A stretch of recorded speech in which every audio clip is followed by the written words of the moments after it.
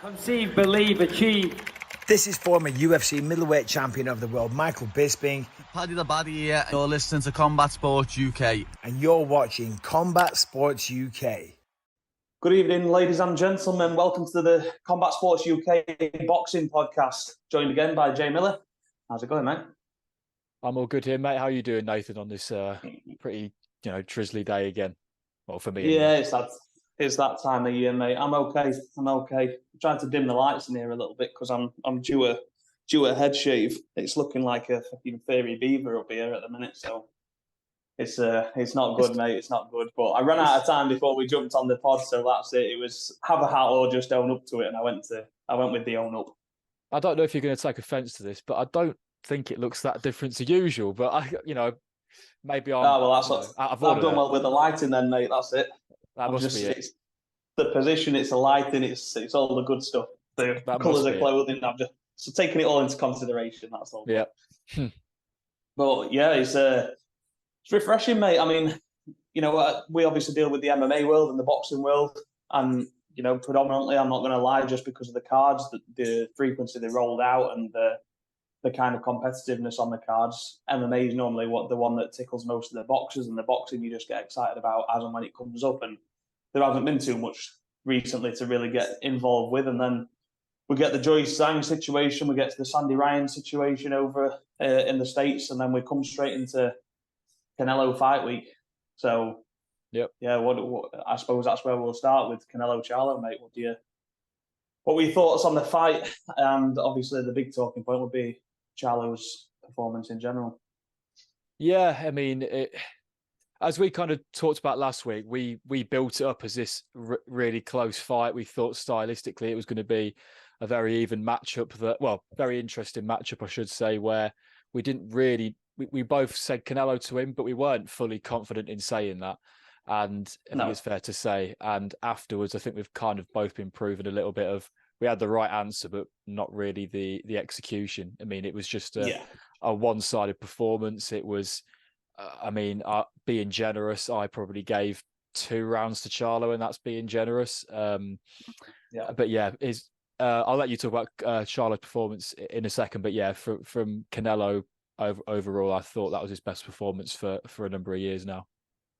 Yeah, I think I would agree with that, mate. I mean, we interacted a little bit on socials, didn't we, after the event? And, you and me both scored the fight exactly the same, round for round, score for score.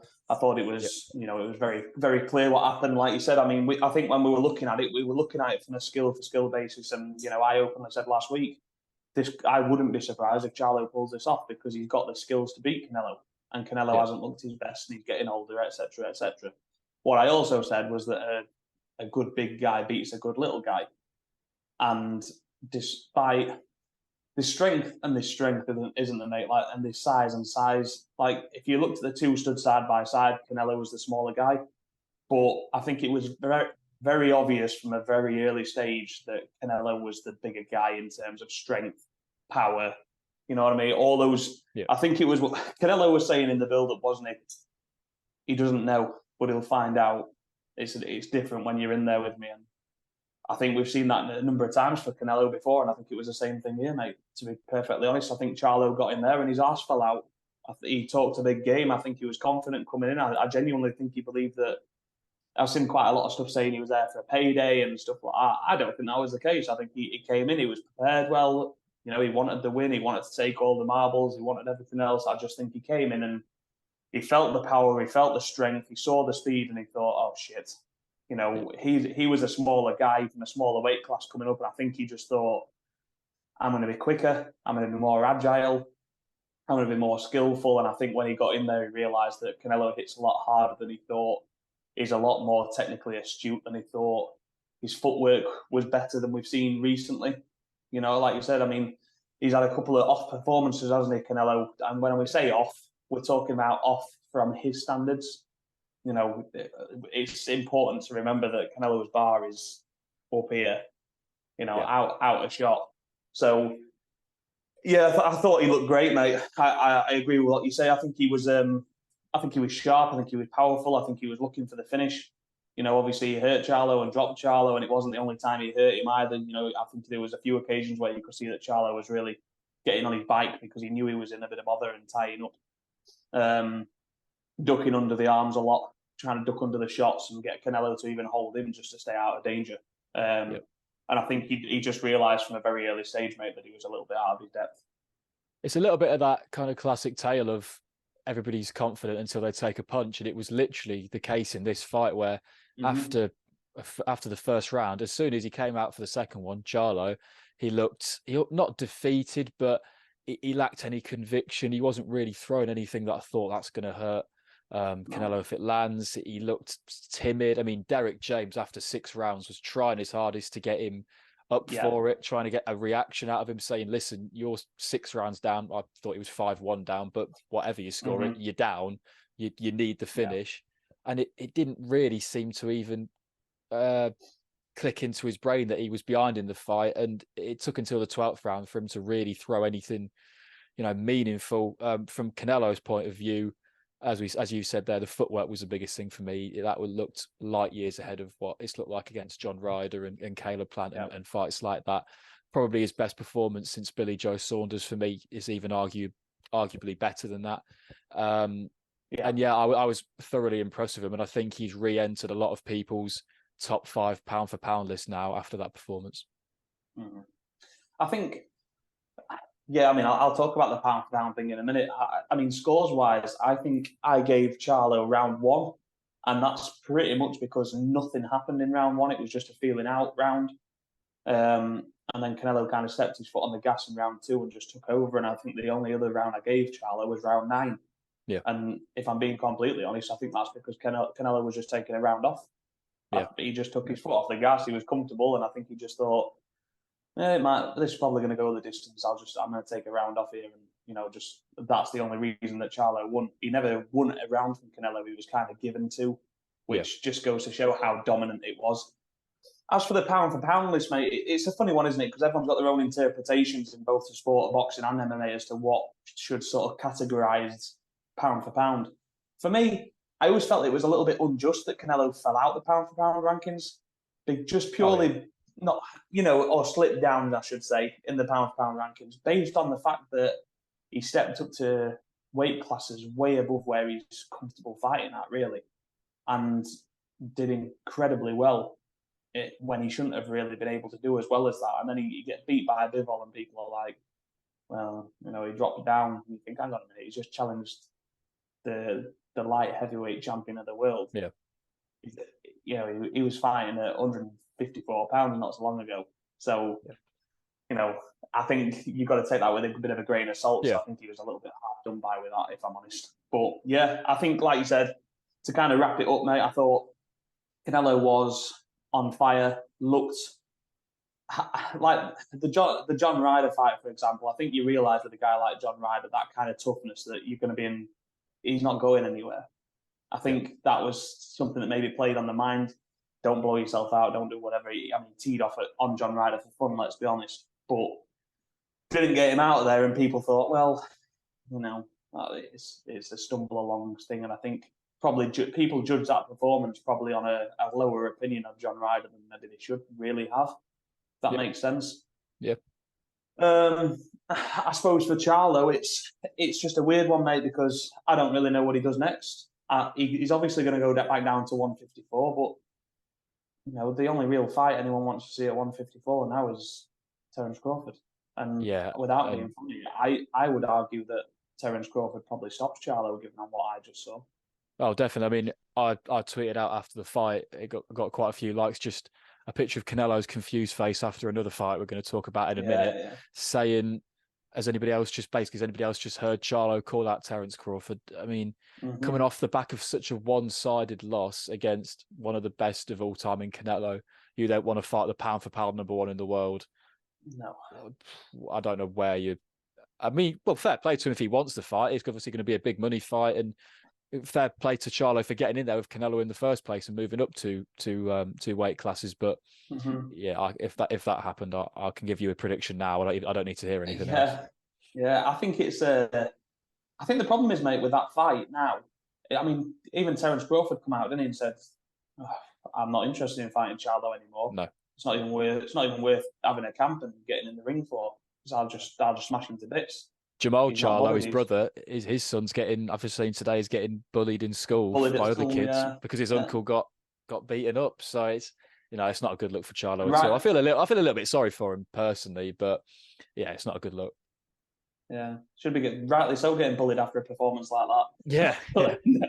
I'm just joking, obviously. You think his nephew wouldn't get it as much as bad as he would, but his nephew seems to be getting more abuse than his uncle. So yeah, I'm sure his nephew can fight. It's in the family genes. He'll be all right. But yeah, sure, obviously, don't condone bullying at all. But yeah, the performance was terrible, mate. He didn't even try to win it. That's what was so disappointing. It's not. Had he got in there, I mean, when you look at performances, for example, like Callum Smith, that was a very similar performance. But when you look at your Billy Joe Saunders, for example, who was stopped by Canelo, at least he gave it a go. Yeah. There's, John Ryder went in there and gave it everything, even though he was getting absolutely smashed to bits. And we're not talking really, we're not talking about anybody that's got a better skill set there than Charlo and Jamal. It was just disappointing, mate. Like I said, for Canelo, I think Canelo can do whatever he wants next. He's the big draw at the end of the day. I'd like to see the Benavidez fight, but I know Canelo sort of said that's maybe not going to be what happens. But to be honest with you, mate, I don't see him getting in there with Jamal Charlo. No, I think after his activity, that'd be terrible. Yeah, he wants to fight on Cinco de Mayo next year, doesn't he? So they've got to find an opponent for that if he wants to do it. Benavidez is the one. For me, it's got to happen. It's got to happen, but it's his decision, isn't it? He's almost a card holder. Well, he is a card holder. Well, I suppose if he comes back and he's had a performance like that, Canelo, he may well fancy that Bivol rematch, and I'm sure Bivol would be open to that. Why wouldn't he be? So yeah, I wouldn't want to see Terence Crawford move up that far either. To be honest, I think a step too far. Well, we just saw it, didn't we? We saw a 154-pounder step up and fight at 168 pounds, and was bullied because he was not big enough and he wasn't strong enough and he didn't hit hard enough. That's basically what happened. It wasn't about his skill for skill. It was just that he got in there and he realised, oh shit, I can't handle this. Yeah. And I think Crawford would go out on his shield a lot more, but I don't see anything different happening. Crawford's a very smart technical boxer, but just purely based. I actually think he's skill for skill better than Canelo. But I think there's weight classes for a reason, and Bud's been at 140. For a while, he's gone up to 147 to jump up to 168 pounds. That's a big jump, mate. I'd still watch it. Don't get me wrong; it's a massive fight. But I wouldn't like to see it. No, I'd be the biggest hypocrite ever. I think Andy Clark also said that point. He said, "Listen, I'd watch it, but I don't want it to happen." Yeah, yeah. No, I think that's right. I think that's fair, mate. But yeah, like I said, a good performance from Canelo overall. I thought from his side of it, he did everything right. It was just disappointing in Jamel, really, mate. So I guess we'll see what's next. But I'm not in a big rush to tune in and watch Jamel Charlo fight again anytime soon. No, are we going to go on to the fight further down the card, which caused a bit of controversy next, or do you want to go on to? Do you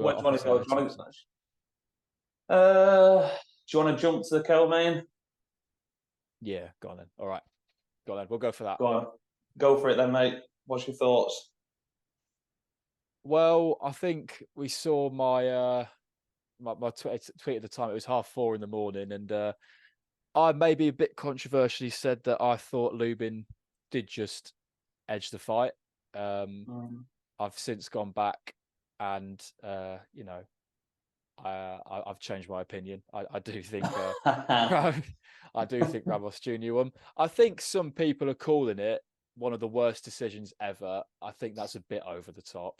I don't agree with that. I think I wasn't personally impressed with overly impressed with either fighter, to be completely honest.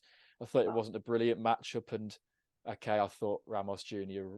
won in the end after rewatching, but it was much of nothingness, really. He outstruck him in the early rounds. The later rounds, him giving up the later rounds probably cost him the contest. I think 117 to Lubin is a ridiculous scorecard. But I think that would have been a little bit ridiculous either way. And I think it's another bad spout of judging, but there's personally a worse scorecard I saw over the weekend in another fight we're going to talk about. But Yeah. it wasn't a great look. No.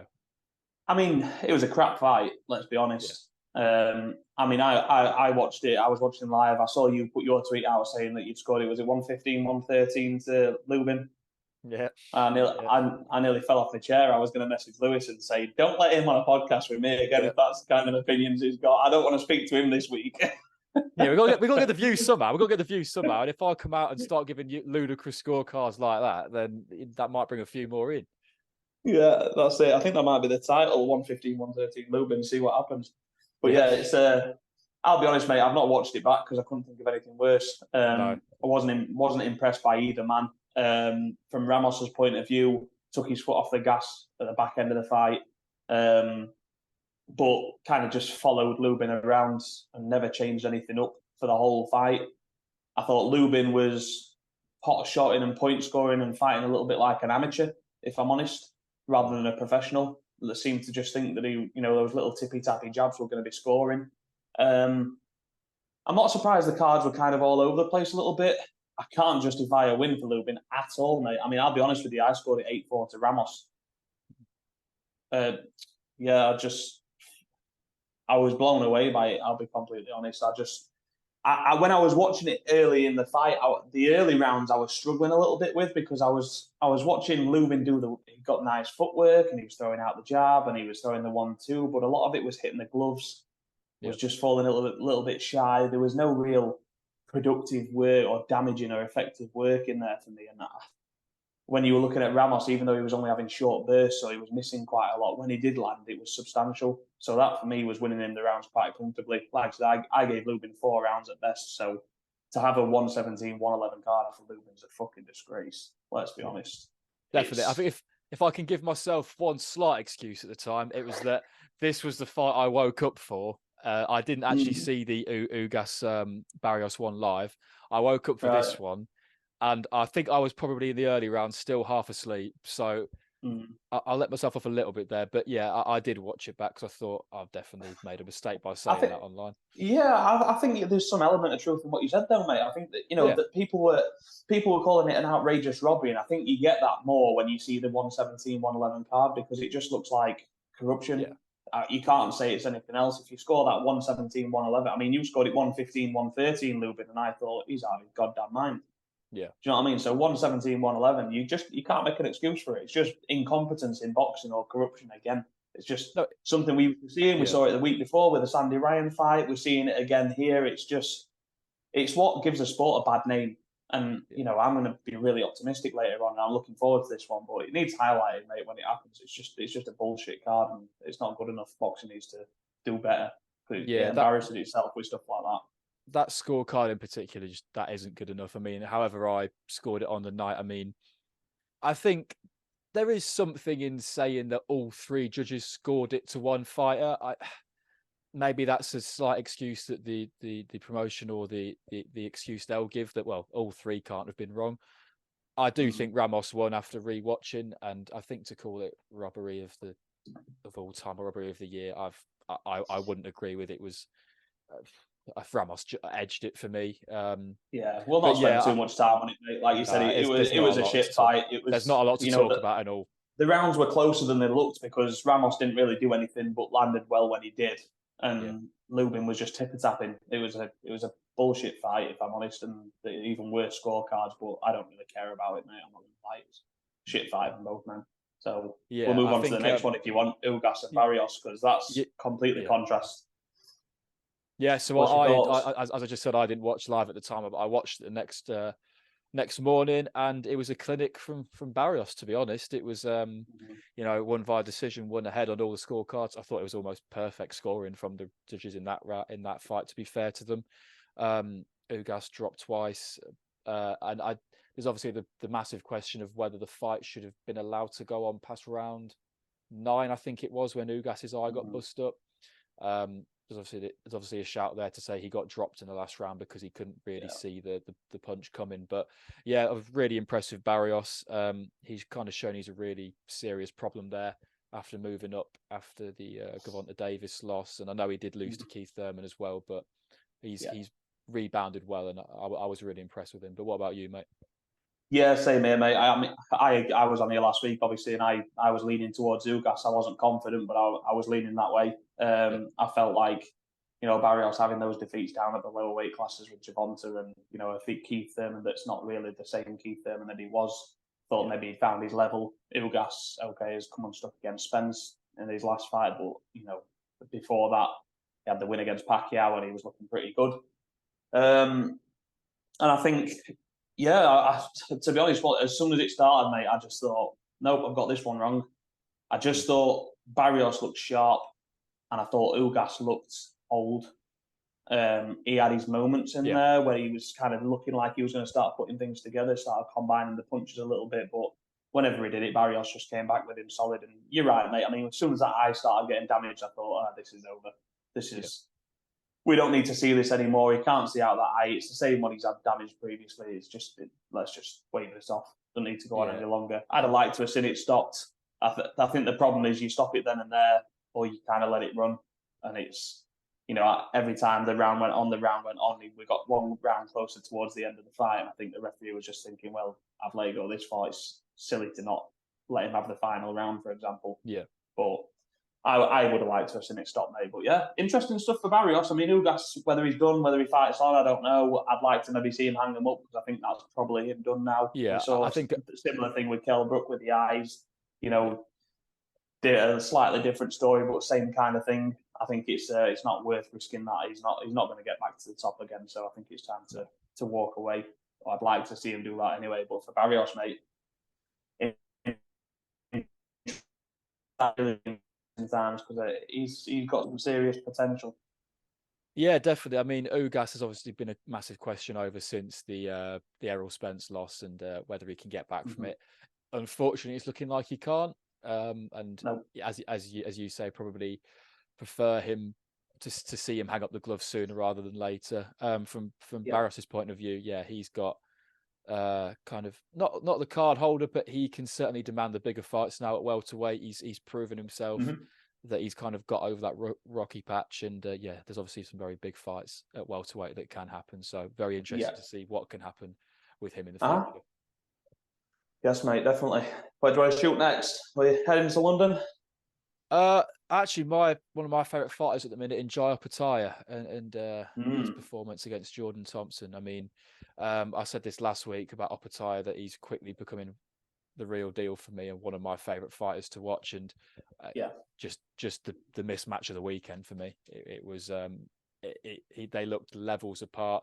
I thought Opetaia was brilliant. He was aggressive. His speed, his footwork was just too much for Jordan Thompson, who is a fighter I really rate. He just, and hopefully this isn't doesn't cause too much of a confidence knock for him. But I just thought this is way too soon for Thompson, and I was kind of proven right. I think the thing is when you're at that stage and it's funny because I spoke to Joe Field earlier this week from the MMA world. And he was talking on there about how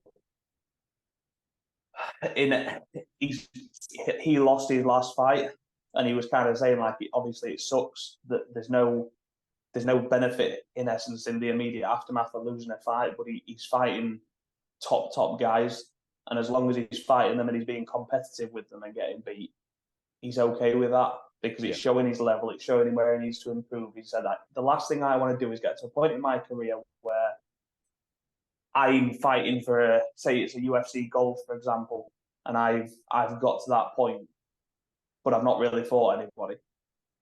Then I'm going to get found out, and I'm just going to get in there. I'm going to be out of my depth, and I'm going to get smashed to bits. And it was a valid point, and I touched on boxing because I think you see that a lot more in boxing than you do in MMA. I think you see a lot of padded records because that O is so important for some reason in boxing. Probably Floyd Mayweather's doing, if I'm honest. But yeah, I can't fault Jordan Thompson stepping up, but this was kind of it. Like you got your shot at a world title, and it's not a padded record. I'm not saying that negatively towards Jordan Thompson. He's just fought at a lower level, but he got the opportunity. He jumped up. He was brave in there. Didn't quit on himself. He gave it everything. He was just in there against a far superior talent on the night. And, we said this last week, that it was a bit of a mismatch. And we said that Opetaia was going to do exactly what he did. I think when we looked at it, we talked about Luke Watkins being Jordan Thompson's best win. And we also said that Marius Bradis was Jai Opetaia's best win. And when you compare them side by side, it kind of shows the levels. Yep. I did say last week, mate, that I'm not sure about Opetaia, though, because, I did make the statement of he beat Bradis, but, this was a Bradis that was running around getting tattoos, dressed up as Super Mario and trying to get a fight with Jake Paul, doing all that embarrassing shit he was doing. And for me, it was like, was he really that switched on? Did Opetaia just take advantage of a distracted Bradis? Now, I think we'll find out, mate, because I think that's going to be next for Jai Opetaia. I think the mandatory is going to be called for that. So I think that's one we'll see get run back. And I'll be completely honest, from what I saw, even though it was against an opponent that's not quite at that level yet, I think Jai Opetaia proved why he's probably the number one cruiserweight in the world right now. I'd love to see him fight Chris Billam-Smith from a British point of view, but let's be honest, that's us talking about Matchroom and Boxer putting their heads together again, which just won't happen. Yeah, we've previously discussed those two promotions, and I know I saw the interview midweek of Chris Billam-Smith saying that he would like that fight. It's an interesting fight. It's definitely one of the harder matchups that Opetaia can get at that level. I mean, I'd be backing him again. Mm-hmm. That's a bit biased towards one of my favourite fighters, but I would, but it'd be an absolute fucking slugfest, mate. Yeah, definitely. Yeah, and I think there's also it would be an absolute barn burner for as long as it lasted. Yeah, there's also a reason why there's a bit of news we're going to talk about in a bit, but why there's a certain heavyweight fighter that's brought him into his future training camp for a fight against Alexander Usyk, and that just shows the levels that even the top people think he's at. And I think it, as you said about the Breeders fight, my personal opinion of it was to get through the broken jaw and everything. That almost proved a bit more to me. But as you say, maybe not the best Breeders we've ever seen in his career.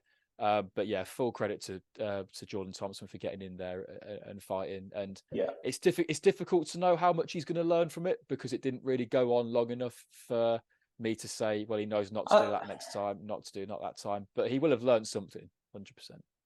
Well, I think it's for Jordan Thompson, I think it's a reminder of how much work he's got left to do. It's like what just touched on the Joe Fields thing there. It's showing what stage you're at in your career right now. And there's no shame in losing to Jai Opetaia, who, like I said, I would openly now refer to as the best cruiserweight in the world, just because I've seen a little bit more of him, if that makes sense. I just think Chris Billam-Smith's exciting as hell. I love him. I'm a big fan. People that maybe watched his last fight with Lawrence Okolie would say differently, but I think we all know whose fault that was. Yeah, that's not Chris Billam-Smith. Yeah. No, he's generally a barn burner fighter, and he's always entertaining. So the concept of them getting in there is brilliant. For Jordan Thompson, like I said, I just hope it doesn't do his confidence that it's kind of injustice, like you said. But I think it's obviously difficult losing in that manner. Losing every minute of every round and then getting stopped. But at the same time, when you're in there against the very, very best in the world, you can't be that hard on yourself. The pride will hurt for a little bit, but you dust yourself off, you go again. And he did land a few good shots to him. I think there was a few exchanges where they were both landing big shots. And the problem was Thompson was kind of feeling it a bit more than Opetaia. Opetaia was getting caught with some big ones, but wasn't even blinking. And that's kind of maybe showing the difference in chin. But that's where Jordan Thompson, again, he's got to learn and got to improve. Yeah, that's fair. Yeah, so I think we're going to take a slight break at the minute, but we're going to come back and we're going to talk about the London card, which was headlined by a women's clash between Caroline Dubras and Rodriguez. Oh, I missaid that, Rodriguez. So we'll come back in a second. And Dubras. Did I say Dubras as well? Caroline Dubras. Yeah, we got two belters in there, mate. Go on, take the break quick. I'm hungry. I'm going to leave. At Sports UK. Yeah, welcome back after the break, guys. Sorry about my mispronunciation of the names beforehand. We're going to go on to Caroline Dubois. Fucking hell. Caroline Dubois. You got one job, mate. One job. I knew I should have introduced us after that. Magali Rodriguez. That's how you say your name. We're going to go on to that. Nathan, go ahead because I'm bored. I'm tired. Yeah, no, Dubrow was brilliant, mate. Yeah, fuck off. Yeah, no, look, mate, it's we said last week, didn't we, that this was a better opponent than we've seen Caroline in with before. Yeah. It was the kind of step up she needed. I thought she looked great again, mate. I'll be honest with you. She just, she just did Caroline Dubois. The difference in opponent. She took a few shots. She showed a great chin, but she just was equally as good as she always is, mate, and won the fight comfortably for me. I thought it was a step up, one that she's needed, and I just want to see her continue on this kind of trajectory. Here we go. Hey, I want to see her go up. Yeah, that'll do. Trajectory. Yeah, that's what I want to see. Yeah, you know what I mean? I know what you mean. It was a slightly slow opening to the fight. A bit of a feeling out process, but it was a chance to prove that she can do it over a few more rounds, and going from the previous competition to now, she's a world champion. I know it's only one belt, but she's at that level now, and it's her time to prove it. We said, in the come up to the fight, she'd been talking a lot more. She was going through a few changes in her personal life, which maybe meant the growing up process was happening at a slightly faster rate, and I think it all came to fruition with the 2 knockdowns, outclassed her, and as you said, took a few shots of her own, which showed the chin that we haven't really had to see yet. Yeah. No, I think you're right, mate. It's the most impressive thing for me was in the aftermath, because obviously she went on to call out Michaela Mayer and basically said in not so many words, I'd smash Michaela Mayer to bits. So if you're that confident, let's make the fight. I'd watch that all day. I think it'll be a cracking gauge of where she is. If she's not quite there, she won't win the fight, because Michaela Mayer is as game as anybody, and as talented as anybody.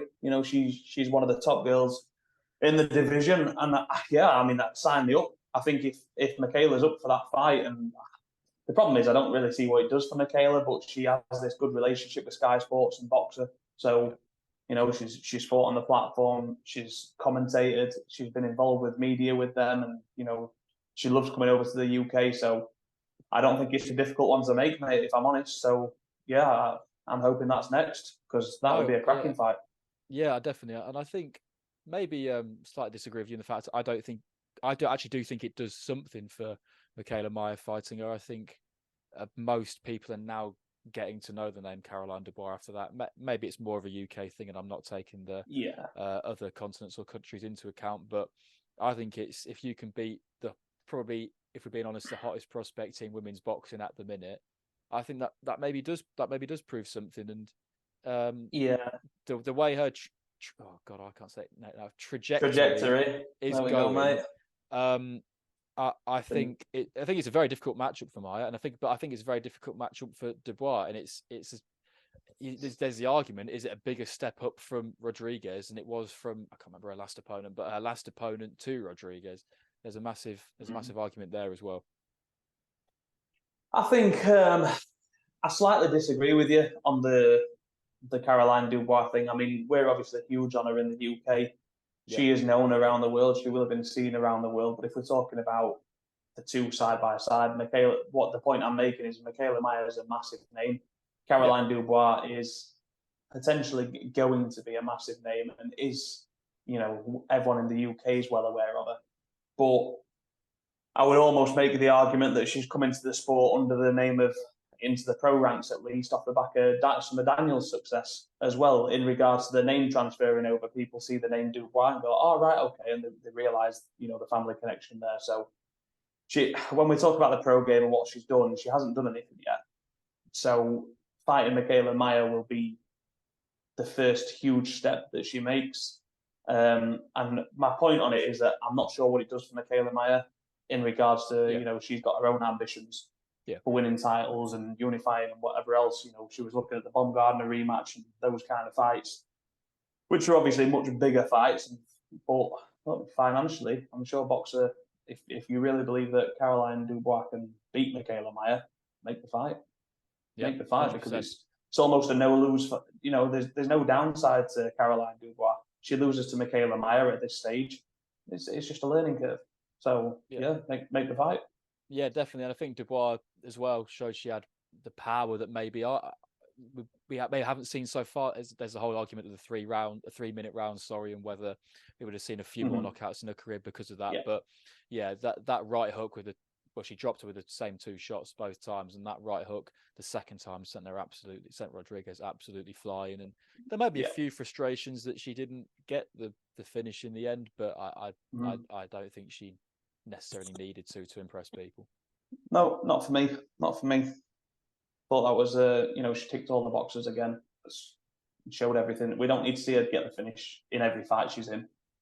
She's looking great. She's beating people comfortably. That's all we need. Yep, and also on that card, Vidal Riley, now the English cruiserweight champion. What did you make of his performance? Comfortable win, mate. Comfortable win. Another step along the way. He's got his ambitions. We spoke about that last week in the preview. He's a likable guy, mate. If he wins, I'm happy for him. I'm not massively over-invested, I'll be completely honest, but if I see his name on a card, it perks up the ears, and I always tune in to watch and just see how he's progressing, and it does look like he's getting better, mate. So, fair play to him. Yeah, there's not really a lot to say about it, is it? He won all the scorecards, No. won all the rounds on all the scorecards, and it was a pretty one-sided fight against Quarles. I mean, his real test is still yet to come. I know he fought Taj. I think that's his name, Taj, isn't it? I can't. Yeah, I think the thing is with him, mate, there's no real rush with Vidal Riley. Like, he's at a level right now. He's improving. He's getting better, and they're building towards that. And I think this was another little step, another learning curve. He went in there, won every round pretty much, but he's going to have to step up at some point again. But there's no real rush because there's no high expectations on somebody like that. With all due respect, when we talk about decorated amateurs like Caroline Dubois, for example, you want to see her moved a little bit quicker. Someone like Vidal Riley was coming in, mate. I'm quite happy for him to just kind of progress at a level that his team thinks is right for him. Definitely. Well, that's all the boxing from the weekend. I think we've summed up, unless you've got any others you want to touch on. Yeah, the Otto Wallin and Gassiev fight, mate. Of course. That was a big one. We don't need to go into too much. Did you see the fight? Well, I didn't see it on the night, but I again rewatched it in the morning, and very impressive Otto Wallin. Yeah, I mean, thought the scorecards were again outrageous. Yeah, and even the fact that even the judges that scored it to Otto Wallin were very lenient on Gassiev. I've got to be honest, mate. I thought my own opinion, and people might disagree. I thought Otto Wallin won that quite comfortably, mate. I'll be completely honest. Thought he had Gassiev hurt a couple of times, but he just seemed so confident fighting at range.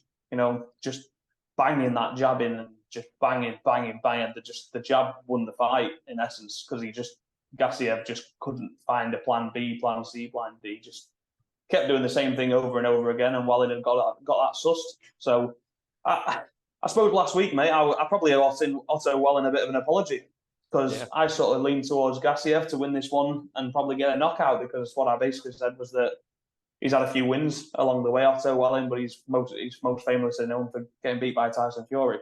And, maybe he's not at a particular level. And now I'm inclined to go the other way, mate. I mean, okay, Gassiev's a cruiserweight, naturally, but Otto Wallin is a problem. I'm not saying he's a world beater, but you look at, he was lined up for potentially Fury and a couple of others where they were saying, no, maybe Otto Wallin's going to be the one that steps in. And I can see why that was avoided now, because he's a very handy operator. Is he an absolute world beater and a problem for anybody? No, but he's going to give you a good fight. He'd give anybody in the division a good fight. That's what I would say. So, when we talked about interesting to see what happens for him, mate. Yeah, when we talked about Lubin Ramos Jr. earlier, I said there was another scorecard over the weekend that I thought was even worse than anything in that fight. And as you mentioned, the one, I don't know his name, but the one that scored it 117, 111 to Gassiev, I think needs locking up and putting in a mental asylum, because I don't really know how you've seen that at all. I thought Gassiev would have been really disappointed with his own performance. He kept on walking into range and looking for that big shot, but never never got it, never really did anything with conviction. And that jab just kept him at length and again, as you say, won Otto Wallin the fight. I think, as you say, it now puts Otto Wallin back in the limelight a little bit now after the Tyson Fury loss, and people are now starting to look at him like, oh, okay, maybe it is a difficult matchup for those top heavyweights. Yeah. Like I said, I'd like to see what happens with him next, mate, because I think he's right there. You know, would I put him in with Joe Parker? Yeah, I think he beats Joe Parker. Yeah. I'd put him in, Dylan White should be getting banned, hopefully. So, but I think he'd beat Dylan White. He'd beat Yujisaurus to pieces. He would beat, and that's obviously just a UK scene in essence. Obviously, Joe Parker aside, but you look at your Andy Ruiz's, those kind of opponents, and I'd be interested to see Otto Wallin and Andy Ruiz, because Andy Ruiz has got the quick hands, he's got the ability to get inside, but Wallin being a much bigger guy could probably keep him at range and get that scalp. So, I'd be interested in something like that, mate, but I'd like to see him in there with a top contender. Yeah, and I think somebody like Jared Anderson, his team will be looking at somebody like Otto Wallin going, let's not put him in there with him yet, because we've got to be careful for someone like that. But again, that's maybe another future matchup we could look forward to. But yeah, as I said, Otto Wallin, very impressive over the weekend, and excited to see where he goes next. Right, that's it, mate. On to the next one. Right. Because I'm excited for this. Are we previewing, or are we talking about a certain news story that's come out first? Well, I'm excited about both, but one I'm taking with a pinch of salt, and one I know is definitely happening. But you go whichever way you want to go, mate. We'll go Fury Usyk. We're going Fury Usyk. Okay. I'm making an executive decision. The news came out shortly after our last podcast, where we've been basically slagging boxing off for the last 3 weeks. Yep. It looks like we've heard it before, but this is the most concrete evidence we've had that this fight is going to be happening. Tyson Fury versus Alexander Usyk for the undisputed heavyweight title. Yeah. How do you feel about the fight supposedly being made, and what are your early predictions? As you know, I'm actually an optimist in life, but when it comes to boxing, I'm a pessimist without a shadow of doubt. Right. And I will believe that this fight is happening when both Tyson Fury and Alexander Usyk are in the ring. Not even during the walkouts. When they're in the ring and the referee goes ding, then I'll believe that the fight's happening. I do think there's some substance to it, and I do think that obviously they've obviously come to an agreement. But I'm always a little bit apprehensive, mate, when you see fight signed. All right, well, when's it happening? What's the date? Oh, we've not got a date yet. Yeah. Well, where's it happening? In Saudi Arabia. Do we know the venue? No, not yet. No, it's going to be Riyadh, but nothing concrete. And you kind of think, well, where's the details? How can you sign for a fight that you don't know when or where it's happening? I mean, I know it's going to be in Riyadh, but you get my point. Yeah. I'm just not fully sold on it right now, and I won't be getting too excited about it right now. Is it good news? Of course it is. We all want to see the undisputed championship fought for, and it's a fight that should have already happened. If it's true, I mean, I was reading there when we had the break that there's a 2-way rematch clause supposedly in the contract. So whichever fighter was to lose the fight can have a rematch. Yep. Kind of seems a little bit redundant, really, but it is what it is. You may as well just sign a 2-fight deal instead of signing rematches and whatnot. But either way, if that is the case, it sounds like regardless, we're going to get Fury or Usyk at least twice, and more than likely back to back. So if that's the case, and Tyson Fury's having this knock, then that's what he's going to do, and the money's there and everything's right. It's nothing but good for boxing, mate. We need to see it. As for predictions, I'm going to have to just stick with what I've kind of always thought, which is that, again, I said it regarding this weekend just gone, a good big guy will always beat a good little guy. And I just think that Tyson Fury will be too big. And I think he's too clever. And I think when I say too clever, I don't mean too clever for Usyk. I just mean he's too clever to get caught in any traps that Usyk would set for anybody else. I think he's probably got he's the heaviest hitter out of the two. I think it's a great fight. I think it's a great fight in terms of the skill set of both. I also think it could be an absolute snooze fest, mate, if I'm honest, because it's going to be such a chess match between the two of them. You know, they're not known as outlandish, crazy, big hitters that take a lot of risks. You know, they're both very, very good technical boxers. So it'll be an interesting one, mate, for sure. I hope to God it goes ahead because I'm really interested. What about you? Yeah, I think obviously we look at when we hear the news fight has been signed. You know, we've heard with people like Joshua and Wilder recently. That doesn't necessarily mean anything. That just means they've agreed to it. But obviously, this does sound a bit more concrete. Early thoughts on the fight. I think obviously, as you say, we both kind of mentioned Fury in the first of the podcast we did, and that we probably both favour him. I think it's a good time to have made it now because there's arguments, you know, are either fighter overlooking any fights they might have before that with that one in mind. I think Fury's in a very safe position where he's fighting somebody who we kind of all know he's going to beat.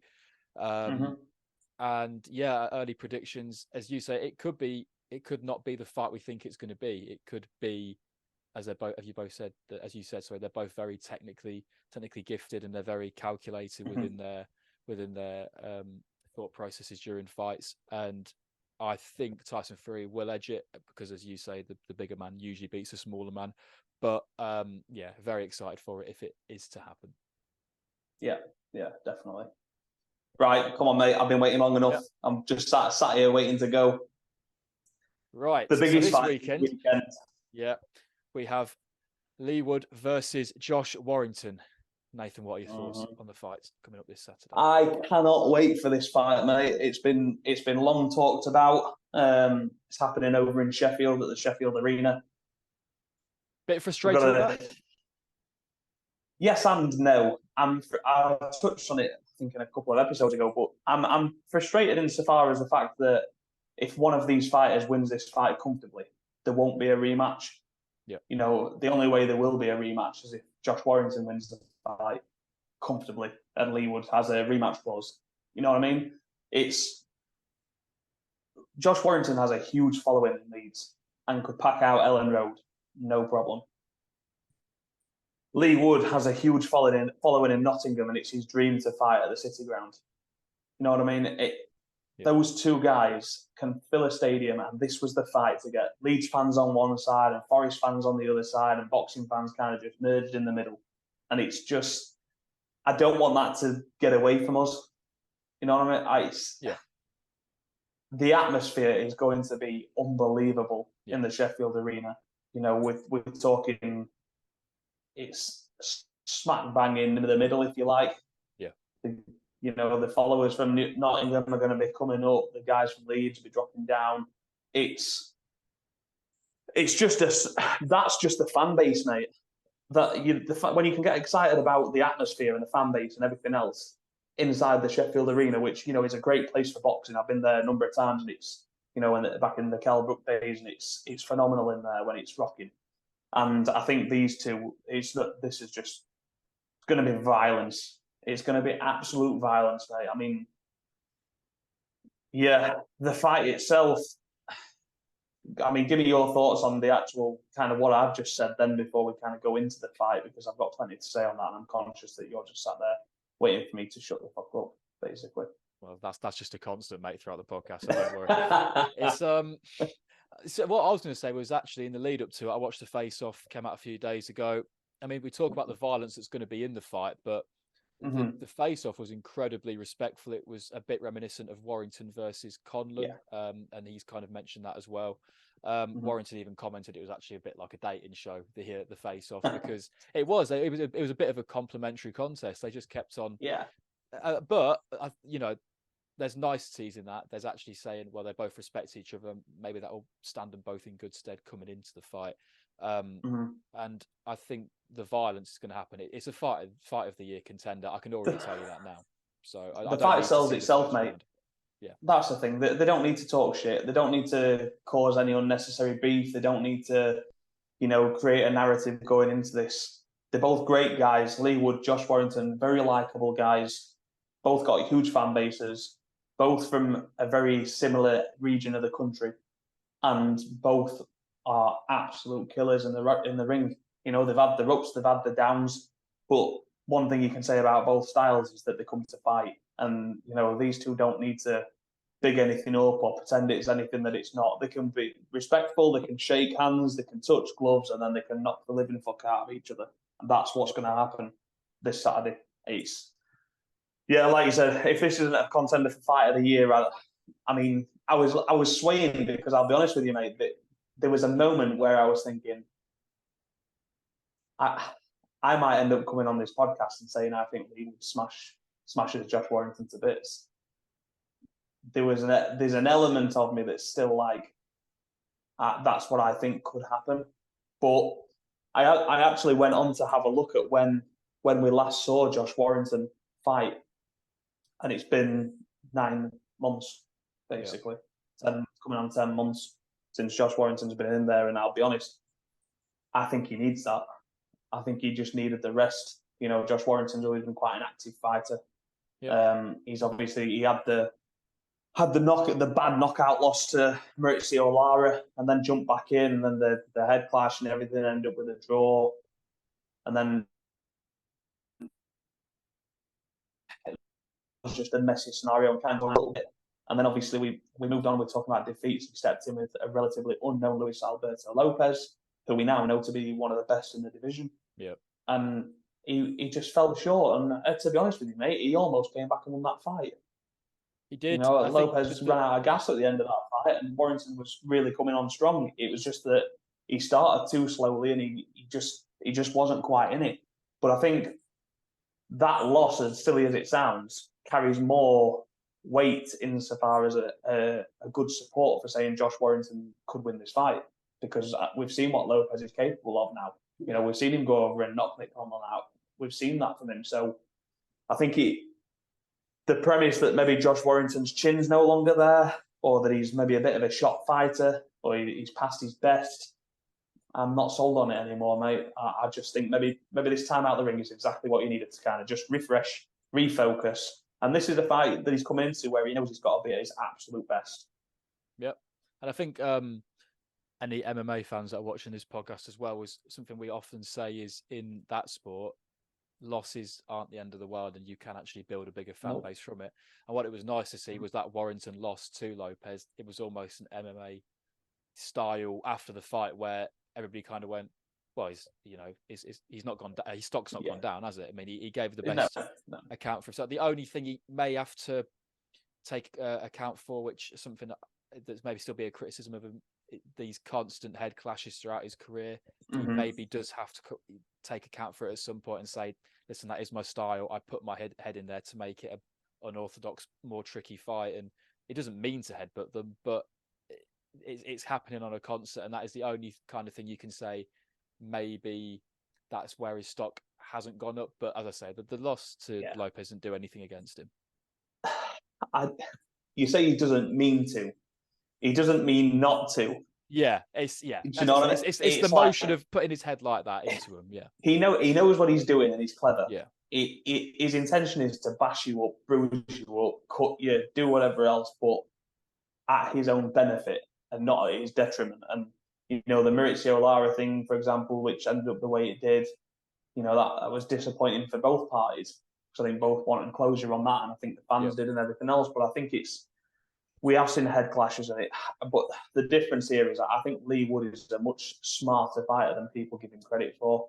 Yeah, I mean, that Kanju fight was the kind of the making of Leigh Wood, really, wasn't it? And I think he showed in there that there's a lot more to him than people maybe given him credit for in the past. He's often been referred to as a puncher, which he is. But I think even in you looked at the Maurizio Lara fight, for example, as well. You know, Leigh Wood was winning that fight, the first one, before he got clipped. Definitely. You know, and then he bounced back when everyone told him not to, and to avoid Maurizio Lara, and went in there and, you know, beat his brakes off. So I think when you look at the trouble that Josh Warrington had with Maurizio Lara, and I think if you look at even in the second fight, he was having a bit of trouble there. You know, it didn't look overly comfortable or confident in there. I'm leaning towards Leigh Wood because I think Leigh Wood can kind of do it all. But I also, you know, Nick Conlon put Leigh Wood on his arse. it can happen. He jumped up and he went on to stop the fight because he carries the power late as well. But Leigh Wood's had some losses in there as well, and he's been hurt. He was put down and was all over the place when Lara dropped him recently. So Josh Warrington can hurt him. I remember, Carl Frampton after their fight turned around and said he hits a lot harder than people think, because when Josh Warrington was having his rise and was at the peak of his powers, the one thing that people have said to him, other than the Space Raider head comments, which he takes very well and laughs off, was that he was feather-fisted. I remember Carl Frampton coming out of that fight and saying he hits a lot harder than you think. And there was a similar story with Chris Eubank Senior with Joe Calzaghe, where it was the same thing. Like Calzaghe, everyone used to say about him, he was a bit of a slapper. Yep. The punch used to come in like this rather than like that. Do you know what I mean? But Chris Eubank Senior said that Joe Calzaghe was the hardest hitter that he'd ever been in the ring with. So it just puts it into perspective that you don't need to get knockouts to be a heavy puncher. Everyone's got that. There's that Deontay Wilder one bang, hit one hitter quitter in one punch, but somebody that punches hard repeatedly, maybe not hard enough to put you out, but every punch they throw hurts.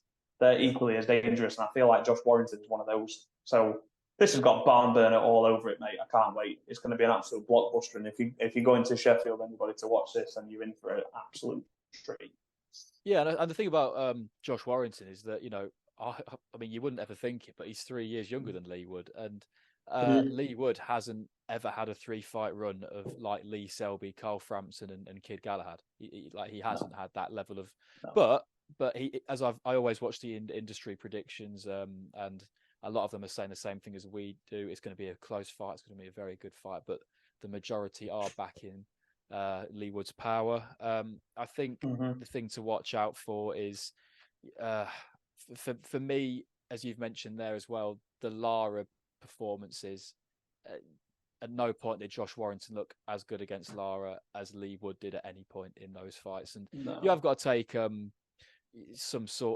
have got to take Warrington's recent record into account of won 1, lost 2, draw 1. That has to be something that you take into account. But yeah, I think for me, if we are going to do predictions, I think I'm going to go with the mass and say Leigh Wood by decision. But I'm unsure. I don't know. It's a 50-50. Yeah, that's where I'm at the minute, mate. I'm thinking maybe a Leigh Wood decision, but I wouldn't be surprised if Josh Warrington pulled this off, mate. Because I'll be honest, I think Josh Warrington has took a lot of shit over the recent years. Even like I said, when he was at his peak, people are giving him loads of shit, probably because he's a Leeds fan, but giving him a load of shit and talking about his, how his appearance is, but then saying, he's feather-fisted, he's that, he's whatever else, and then he goes and he loses a fight, and everyone says, yeah, well, he's done.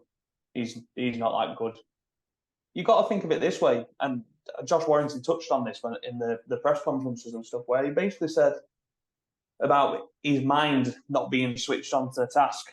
And, we know now that Luis Alberto Lopez and Maurizio Lara are both absolute killers and real danger men. But let's be honest, mate, when that first fight was made with Maurizio Lara, nobody knew who Maurizio Lara was. He came into that fight and everyone said, he looks on paper like he's a banger, but he's probably got one of these, he's only fought in Mexico and he's got a padded record and blah, blah, blah. Well, how wrong were we? And he's gone on to prove that since, and there's no shame in Josh Warrington losing that fight, but you got to remember at that time, Josh Warrington was looking for your Gary Russell Juniors. He was looking for the big fights over in America. He wanted other things. These were fights that he never really wanted to take, but he was just trying to stay active. So how switched on was he for them? He lost that one there. He then had the rematch, which played out the way it did with the fight. It was just disappointing for both parties, but more so for Josh Warrington probably. Yep. He moves on. He ends up coming up against, further down the line, he comes up with Luis Alberto Lopez, who again came in as, take this defense, crack on. Yep. It's just your tick over kind of thing. And, he was in there with somebody else that was a killer that no one was really aware of. So there's an element of bad luck to it. It's the world of it is that's the sport. At the end of the day, you take your wins, you take your losses. But I think people are writing Josh Warrington off, and I think I'm leaning towards Leigh Wood, but I'm almost wanting to lean more towards Josh Warrington on the basis that I think he's not shot, he's not done in this game, and if he's recovered from the time off and he comes back focused and ready, then he's going to be a real dangerous opponent for Leigh Wood.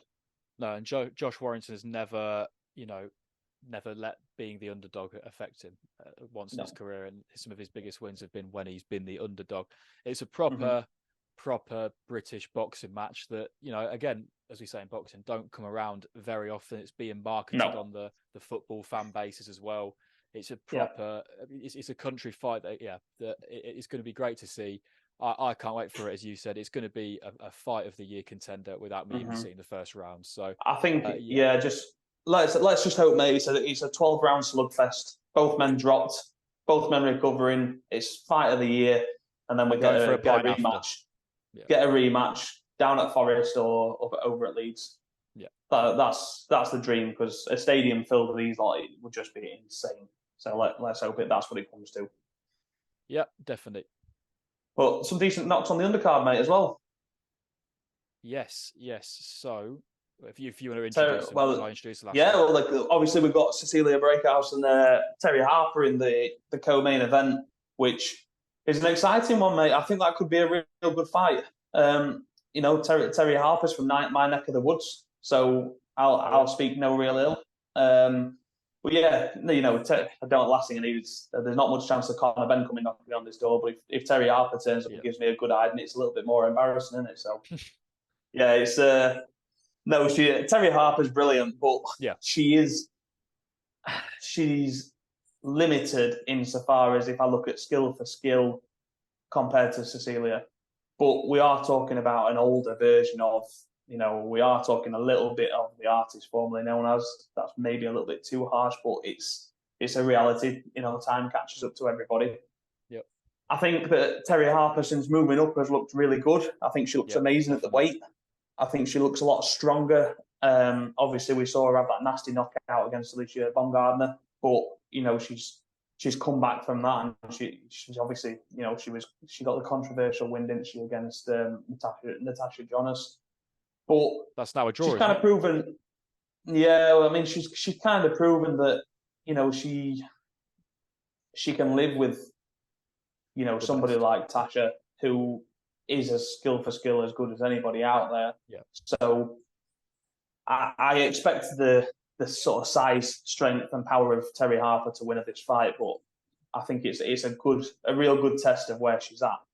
To be honest with you, Cecilia Breakhouse, what is she? Undisputed champion from 2014 to 2021. Champion since 2009. She's the longevity she had over her career. Obviously, women's boxing has evolved since she first got into it.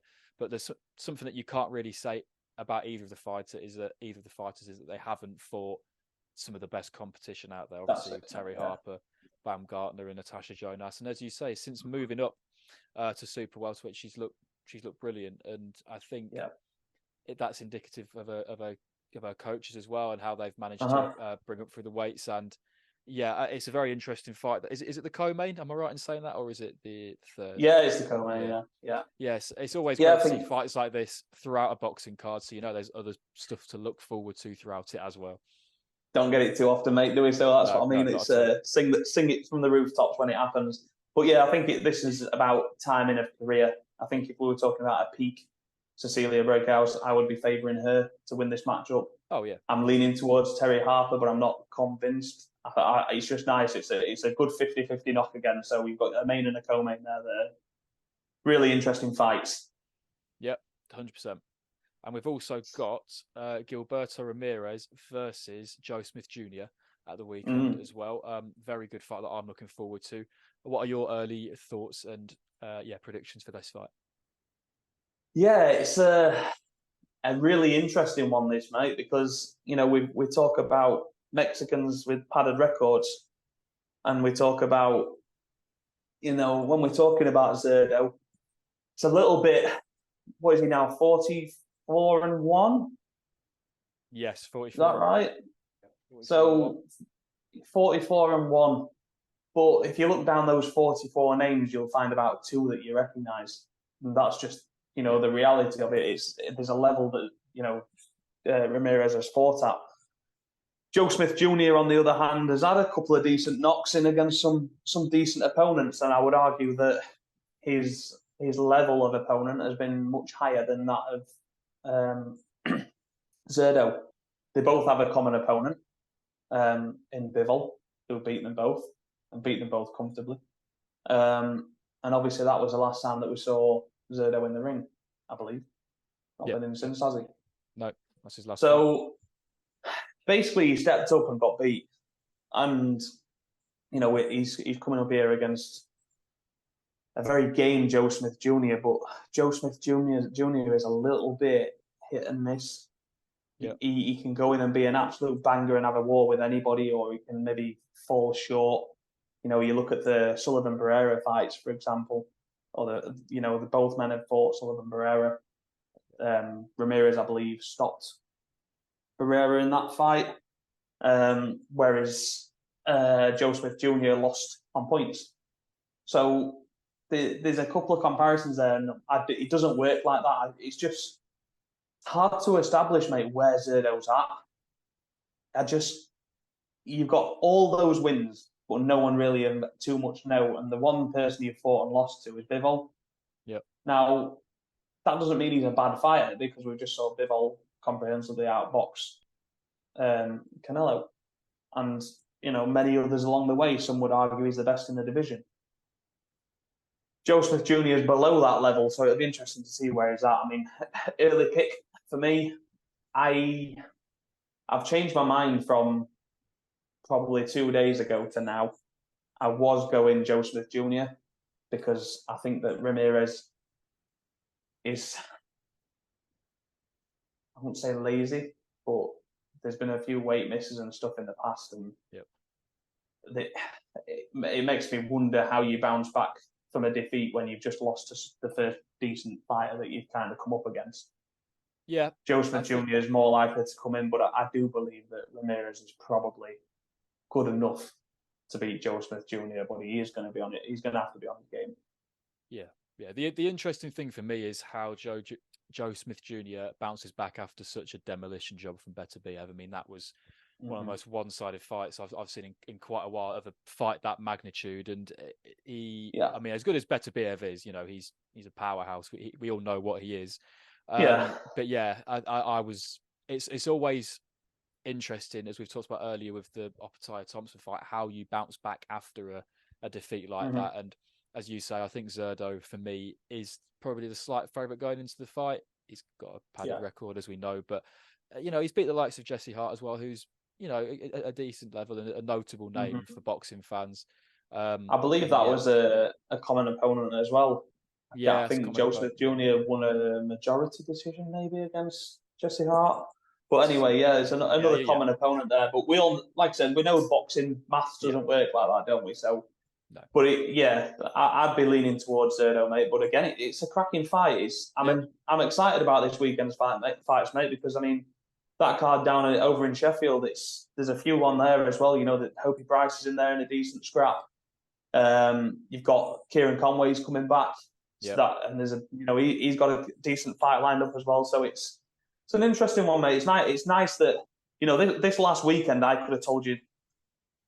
I reckon if I'd have put an accumulator on for 20 fights, I'd have probably won, best part of £1 this weekend. On getting all those right, but I would have got them. Everything that was down there was exactly how you expected it to go. This weekend's a little different, mate. I think when you look at the Warrington and Wood card in particular, you don't know what's going to happen in the main. You don't know what's going to happen in the co-main. I'm favouring Hopi Price to win the Kieran Conway fight's on there. That's a good fight. It could kind of go either way.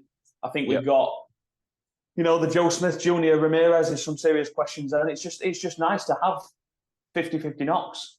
It's nice to go into a weekend of boxing and go, I don't know who's going to win.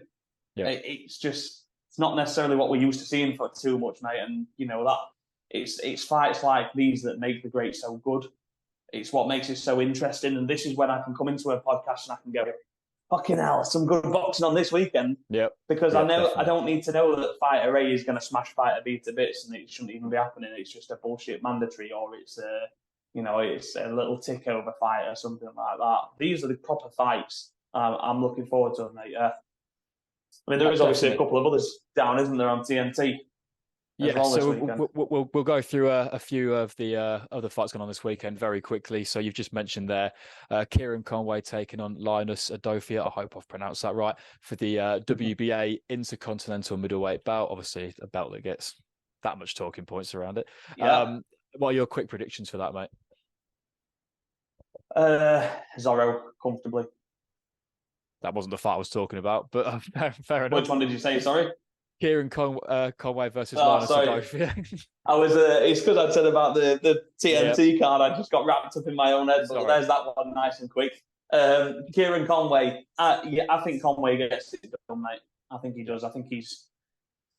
I know he's had his bumps and he's had his struggles and whatnot, but I think he's good enough to get this one over the line. Yeah, I think he's just fallen a little bit victim of just stepping up and not quite getting it done. But Kieran Conway is a smooth operator. He's a good fighter, and I would favour him this weekend.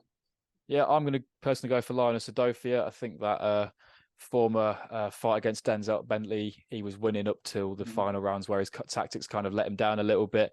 But he won last time out, so hopefully he can get back to winning ways. And as we mentioned as well, the Queensberry card is headlined by a British cruiserweight unbeaten fighter, called Ellis Zorro, as many will know, taking on a pretty unknown talent in Luca De Ortenzi.